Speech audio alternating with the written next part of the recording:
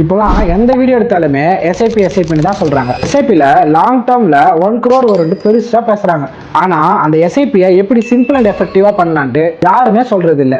இன்னைக்கு நான் சொல்றேன், மறக்காம சேவ் பண்ணி வச்சுக்கோங்க. ஸ்டாக்ஸ் அண்ட் மியூச்சுவல் ஃபண்ட்ஸ்ல இன்வெஸ்ட் பண்ண பயமா இருக்கா? ஜீரோ நாலேஜ்னு யோசிக்கிறீங்களா? மேனுவலா எப்படி சேஃபா இன்வெஸ்ட் பண்றதுன்னு தெரியாம இருக்கீங்களா? அப்போ இந்த வீடியோ உங்களுக்கு தான். ரொம்ப சிம்பிளுங்க. உங்ககிட்ட ஒரு டிமேட் அக்கௌண்ட் இருந்தாலே போதும். அதுல நான் சொல்ற இந்த 3 அசெட்டை மட்டும் ஆட் பண்ணிக்கோங்க. அந்த 3 அசெட் என்னன்னா Nifty BeES, gold BeES, silver BeES. ஏன் நிஃப்டி பீஸ் சொல்றேன்னா, இந்தியாவோட டாப் 50 கம்பெனில உங்களோட காசு இன்வெஸ்ட் ஆகும். கோல்டு பீஸ் எதுக்குன்னா தங்கத்துல சேஃபா இன்வெஸ்ட் பண்றதுக்கு. சில்வர் பீஸ் எதுக்குன்னா சில்வரோட growth கேட்ச் பண்றதுக்கு.